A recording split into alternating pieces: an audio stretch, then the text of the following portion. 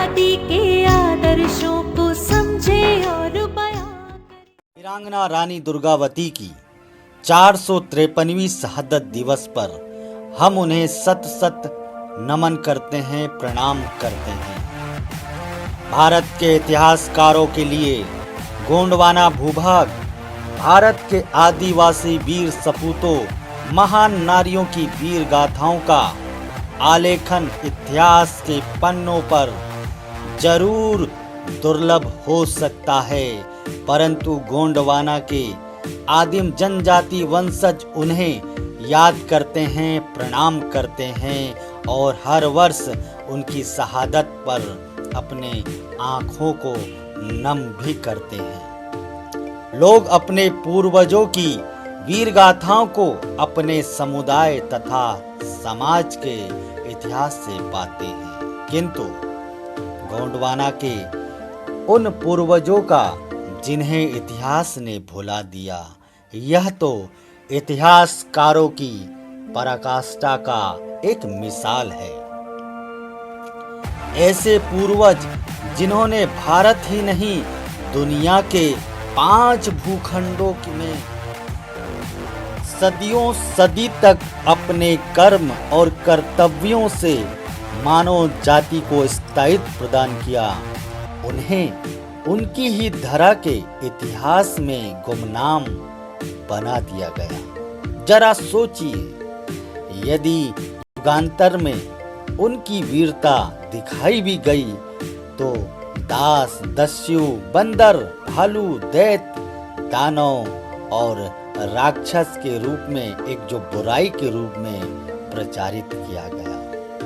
गोंडवाना के आदिमकालीन पृष्ठभूमि में आदिवासियों के पूर्वजों के वंशज गढ़ा मंडला, जो कि जबलपुर मध्य प्रदेश में स्थित है, जिसे गढ़ा मंडला भी कहा जाता है, कि कर्मवती, धर्मवती, बलवती, रणवती एवं रणगति प्राप्त करने वाली वीरांगना रानी दुर्गावती थी, जिनकी आज 24 जून को 453वीं शहादत दिवस है, लेकिन लगता है देश ने उन्हें भुला दिया। विस्तृत गोंडवाना भूभाग के प्रतापी राजाओं, रानियों के संबंध में कुछ विदेशी इतिहासकारों ने अपनी दिलचस्पी दिखाई। उसके बाद ज्योतिबा फूले और बाबा साहेब अम्बेडकर ने भी भारत के इन प्रतापी राजाओं के बारे में अपने लेख और लेखन लिखे हुए हैं, उनके साहित्य भरे पड़े हैं। इन महापुरुषों के आदम्य साहस के प्रति समर्पित, जिससे उनके इतिहास की कुछ झलकियां देखी जा सकती है। विदेशी इतिहासकारों को गोंडवाना के मानव समाज, उनकी संस्कृति, बोली, भाषा, साहस, वीरता आदि के बारे में जितनी समझ आई और जानकारी हासिल की, उन्होंने बखूबी सहेजा, जिसके कारण आज भारतीय मूल निवासी समाज उनके ऐतिहासिक पदचाप की निशा मिल सके, उन्हें जानकारी हो सकी है। एक झलक वीरांगना रानी दुर्गावती पर अकबर ने अपने एक रिश्तेदार आशफ खां के नेतृत्व में गोंडवाना पर हमला कर दिया। एक बार तो आशफ खान पराजित हुआ, पर अगली बार उसने दुगनी सेना तैयारी के साथ हमला बोला। दुर्गावती के पास उस समय बहुत कम सैनिक थे।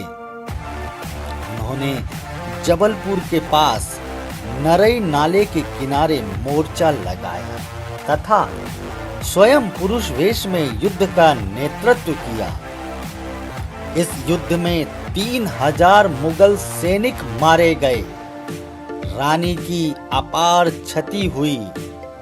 अगले दिन 24 जून 1564 को मुगल सेना ने फिर हमला बोला।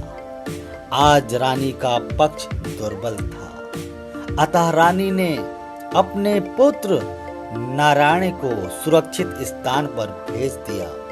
तभी एक तीर उनकी भुजा में लगा। रानी ने उसे निकाल फेंका। दूसरे तीर ने उनकी आंख को भेद दिया। रानी ने इसे भी निकाला, पर उसकी नोक आंख में ही धंस गई। तीसरी तीर उनकी गर्दन में आकर धंस गया। रानी अपने अंतिम समय को देखकर वजीर आधार सिंह से आग्रह किया कि वह उनकी गर्दन को तलवार से काट दे, लेकिन आधार सिंह तैयार नहीं हुआ। आखिर कैसे तैयार होता अपनी रानी का सर काटने के लिए? अतः रानी ने अपनी कटार स्वयं अपने सीने में भोंककर आत्म बलिदान दे दिया। महारानी दुर्गावती ने अकबर के सेनापति अशफाक खान से लड़कर अपनी जान गंवाने से पहले 15 वर्षों तक शासन किया था। याद रहे, 15 वर्षों तक शासन किया था। जबलपुर के पास यह ऐतिहासिक युद्ध हुआ था। उस स्थान का नाम बरेला है, जो मंडला रोड पर स्थित है। वहीं रानी की समाधि बनी हुई है। जबलपुर में स्थित रानी दुर्गावती विश्वविद्यालय भी इन्हीं रानी के नाम पर बना हुआ है। इस आदम साहस एवं वीरता को हम नमन करते हैं। महापुरुषों के सच्चे इतिहास जानने के लिए आप हमारे फेसबुक पेज को लाइक करिए और इस यूट्यूब चैनल को सब्सक्राइब करिए। जी हाँ, बाजू में जो घंटी बनी है उसे आप क्लिक जरूर करिए। तो धन्यवाद आज के लिए।